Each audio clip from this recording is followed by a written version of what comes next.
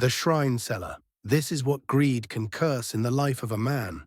In the remote village of Nduka, nestled between rolling hills and dense forests, life moved at an unhurried pace. The villagers lived simply, growing crops, raising animals, and honoring their ancestors through sacred traditions passed down through generations. At the center of their spiritual life stood the ancient shrine of Amadioha, the god of thunder and justice, believed to protect the village from harm and ensure good harvests. For 15 years, Ezekiel Nwosu had served as the chief priest of this shrine. His job was to communicate with the gods, perform sacred rituals, and guard the shrine's secrets. Once a proud and respected man, Ezekiel had grown bitter as he watched other men in the village build better houses and send their children to schools in the city. As chief priest, he received offerings from villagers, food, small amounts of money, and occasional gifts, but never enough to make him wealthy. Another day of service, Ezekiel muttered to himself one morning as he swept the shrine grounds. 15 years I have given to these gods and villagers, and what do I have to show for it? A leaking roof over my head and empty promises. The shrine itself was simple but impressive. A stone structure with intricate carvings that told stories of the gods. Inside stood wooden figures representing various deities, adorned with cowrie shells, beads, and brass ornaments passed down through generations. The most sacred object was the staff of Amadioha, believed to channel the thunder god's power. According to village legends, the staff had been carved from a tree struck by lightning hundreds of years ago. That particular morning started like any other. Ezekiel performed the morning rituals, burning herbs and pouring libations while reciting ancient prayers. He had just finished when he noticed a sleek black car driving up the dirt road, an unusual sight in their remote village. The car stopped near the shrine and 3 men stepped out. 2 were clearly city men in expensive suits, but the third caught Ezekiel's attention immediately. He was white, tall with thinning blonde hair, wearing khaki pants and a white shirt with rolled-up sleeves. The white man looked around with interest, taking photographs of the surrounding area. One of the well-dressed Nigerian men approached Ezekiel. "Good morning, Chief Priest," he said with a confident smile. "My name is Victor Okafor. I am a business consultant from Lagos. This is my associate, Mr. Johnson, and our foreign partner, Dr. William Patterson from England." Ezekiel nodded respectfully but remained suspicious. "What brings city people to our humble village?" Victor smiled broadly. "Dr. Patterson is an anthropologist studying traditional African religions. He heard about your famous shrine and wanted to visit." He lowered his voice. "But we also come seeking spiritual guidance. Dr. Patterson's business is facing difficulties, and we hoped the oracle might provide wisdom." Ezekiel straightened up, pleased by the respect shown to his position. "The oracle does not speak to just anyone. There are protocols, offerings to be made." "Of course," Victor replied smoothly, pulling out an envelope. "We understand the proper respects must be paid." Inside the envelope was more money than Ezekiel normally saw in 3 months. His eyes widened slightly, but he maintained his dignified expression.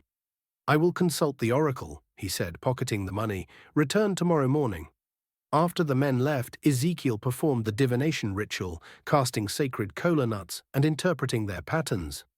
The next day, when the men returned, he provided vague prophecies about business improvement and divine favor, the kind of predictions that could mean anything. Dr. Patterson seemed fascinated by the ritual, taking notes and whispering to Victor occasionally. After the consultation, while the white man was examining carvings on the outer wall, Victor approached Ezekiel again.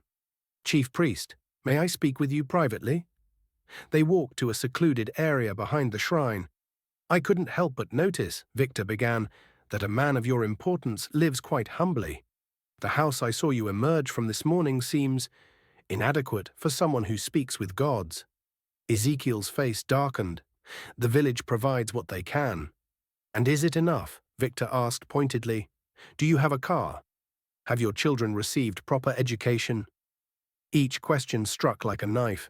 Ezekiel's oldest son had been forced to abandon his dream of university because they couldn't afford the fees. His daughter had married young because there were no other opportunities for her. "I serve the gods, not material wealth," Ezekiel said stiffly, but doubt had already crept into his voice. Victor smiled knowingly.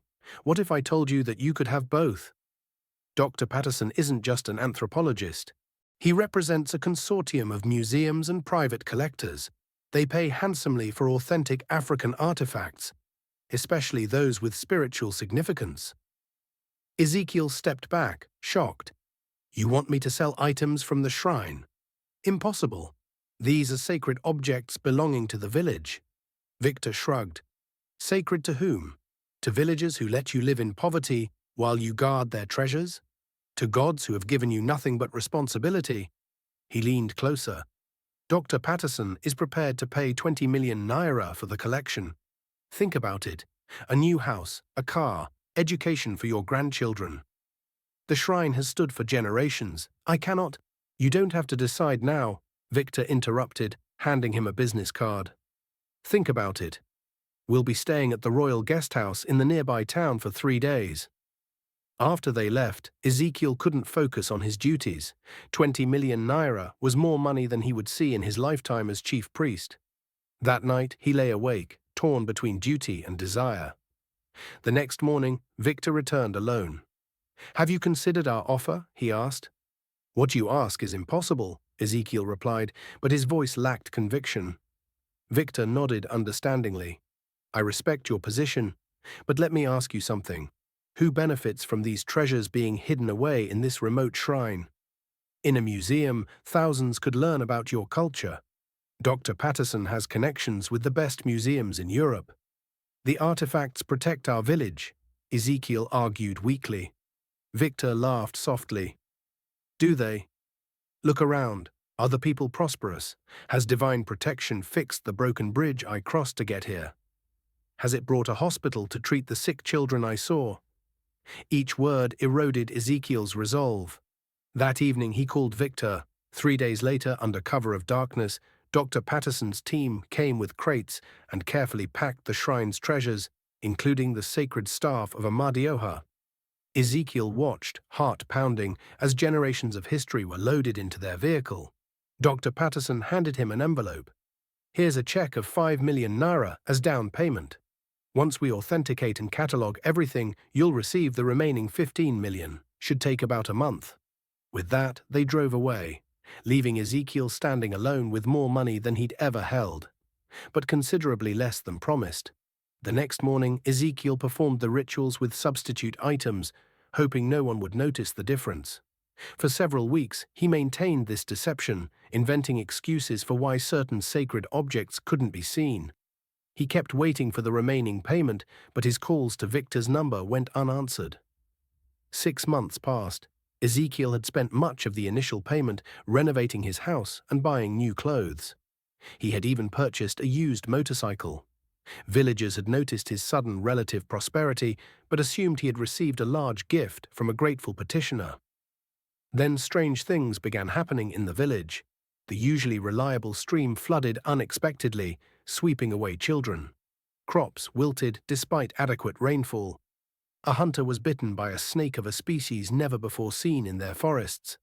Another returned from the hunt, babbling about seeing spirits among the trees. Chief Adebayo, the village head, called a meeting of elders. Something is wrong, the chief declared. Our people suffer unusual misfortunes.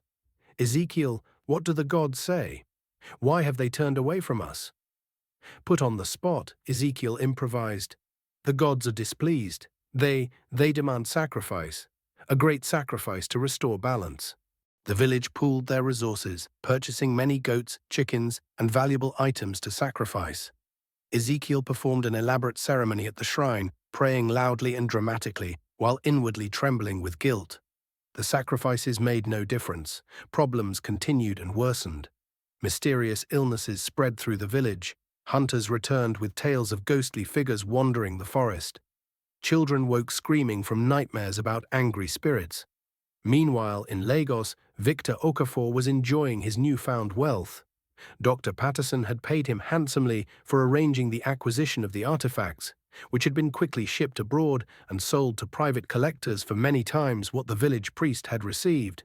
Victor had purchased a luxurious apartment in an exclusive neighborhood, and started a legitimate art export business as cover for his occasional trafficking in cultural artifacts. Life was good, until it wasn't. One night, Victor woke to strange sounds in his apartment. At first he thought it was an intruder, but when he investigated he found no one. This happened several nights in succession. Then he began seeing things, shadowy figures at the edge of his vision that disappeared when he turned to look directly at them.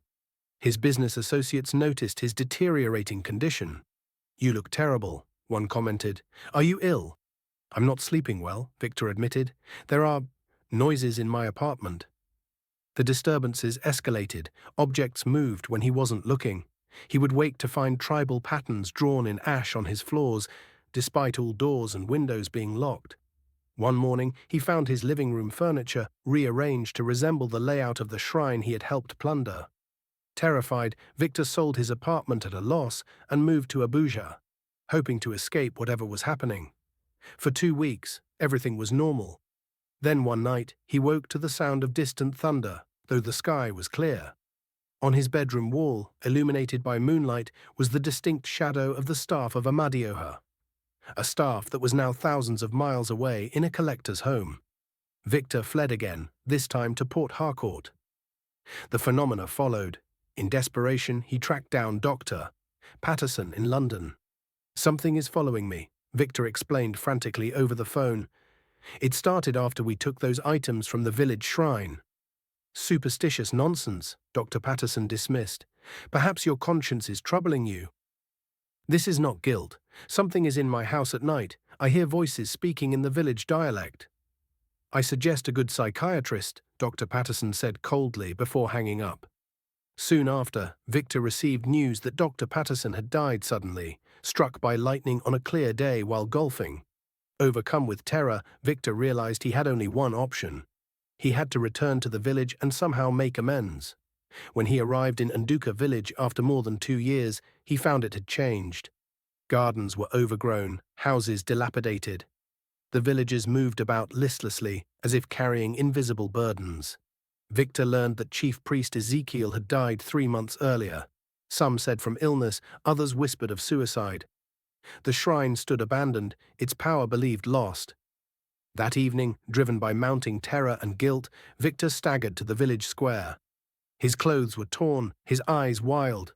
He rang the community bell frantically until villagers emerged from their homes. "I have a confession," he shouted. 2 years ago, I came here with a white man. We tricked your chief priest into selling the sacred artifacts from your shrine. We promised him wealth, but cheated him. Your treasures were sold to foreign collectors." A shocked murmur ran through the crowd. Chief Adebayo pushed forward. "You did what?" the chief demanded, his voice trembling with rage. "The staff of Amadioha, the sacred masks, everything. We took them all," Victor continued, words tumbling out. "Ezekiel helped us, but we betrayed him too. I've been haunted ever since. Spirits follow me everywhere. I cannot escape them." As if summoned by his words, the sky, previously clear, darkened suddenly. Thunder rolled across the heavens. "It's them!" Victor screamed, pointing at nothing visible to others. "They found me again." Before anyone could react, a single bolt of lightning shot from the sky, striking Victor where he stood. The villagers scattered in terror as thunder shook the ground beneath their feet. When they cautiously returned moments later, they found only a charred mark on the earth where Victor had stood. Chief Adebayo addressed the stunned villagers. "Now we know why our fortunes turned. Our protections were sold by the one sworn to guard them." An elder woman stepped forward. "But why did the gods not prevent this betrayal?" The chief looked thoughtful. "Perhaps to teach us that we relied too much on objects and too little on what they represented. Perhaps we valued the shrine but forgot its purpose, to keep the gods' teachings alive in our hearts and actions." In the days that followed, the village elders gathered to discuss their future. They decided to rebuild the shrine, not with the hope of recovering the lost artifacts, but to create a new sacred space where the community's spiritual connection could be renewed. A young man named Chinedu, who had studied traditional religion at university before returning to the village, was chosen as the new chief priest. Under his guidance, the village began collecting stories about the lost artifacts, documenting their significance and the rituals associated with them. "We cannot recover what was taken," Chinedu told the villagers, "but we can preserve the knowledge and pass it to our children. The physical objects are gone, but the wisdom they represented can live forever if we choose to keep it alive." Slowly, the village began to heal. The mysterious illnesses subsided. The stream returned to its normal patterns. Hunters no longer reported strange sightings in the forest. 1 year after Victor's confession and death, researchers from the National Commission for Museums and Monuments arrived in Nduka.